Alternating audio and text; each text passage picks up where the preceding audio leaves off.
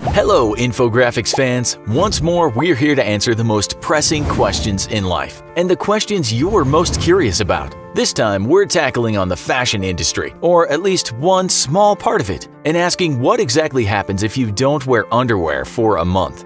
To help answer this question, we're once more turning to our favorite staff writer who so bravely took on this challenge because we told him to.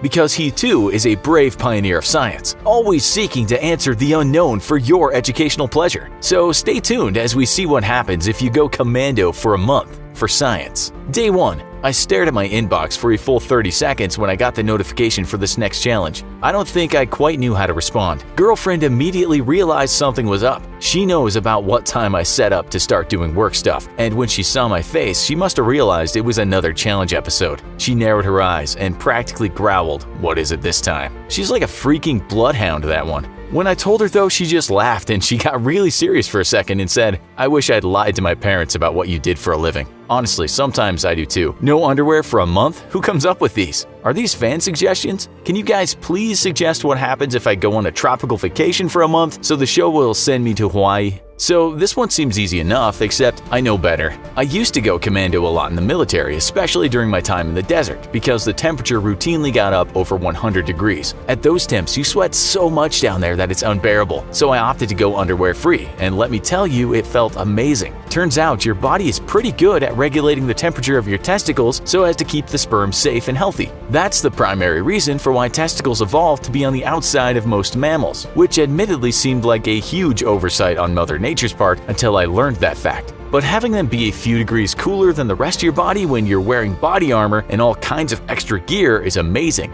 except for when you have to suddenly hit the deck because somebody decided to start shooting. That's when not wearing underwear was definitely not a pleasant experience sometimes. See, desert camel pants are made of pretty thin material, and dropping your chicken tenders down onto some very stiff dried up grass or prickly plant definitely made you wish you stayed standing and risked a bullet. Not to mention if you ever dropped onto a scorpion, which are not as deadly as people think, but their stings pack a wallop. It never happened to me, but I heard stories and they terrified me. But that heat, I stand by my decision. Even if, strangely, my greatest fear about ending up hurt was having one of those medics cut my uniform off in order to treat me and finding out I'm going full Scottish. That myth, by the way, about the Scottish not wearing underwear under their kilts is exactly that, a modern myth that enough people started believing that some kilt-wearing blokes actually tried to make true. Historically speaking, the Scots always wore underwear under their kilts, and some royal courts even had glass floors so that the king or commander could make sure his troops were properly equipped. Funny, I guess, some poor Scottish sap had the same idea I did about the comforts of going all free willy. Well, on to the challenge, I guess. As usual, I'll update periodically with any observations. This should be interesting. Day 7. 1 week without underwear, and well, laundry is definitely easier. The girlfriend keeps being suspicious as if there's some part to this challenge I haven't let her in on yet. I guess I don't blame her, she's definitely seen me go through hell for these, and I guess she suffered a bit too for it. At least this one doesn't seem to be directly affecting her this time, so she's okay with the quote, "my stupid job" for a change. One thing I've noticed is, like I said, less laundry. That's nice, I guess, although I never end up folding the underwear anyways because it seems pointless and just toss it into the drawer. This drives the girlfriend absolutely nuts and is the reason we have separate dressers now. I do seem sweatier, though, which is weird because I'm wearing less clothes. I think maybe that it's not that I'm sweatier, but the freedom I'm currently experiencing is making me more aware of sweating that naturally occurs. I get nice wafts of fresh air down there when walking around, which, by the way, is amazing, and it makes me realize I'm sweaty. With underwear, you don't really get that. It's definitely made me rethink any time in the past that I've decided to postpone a shower.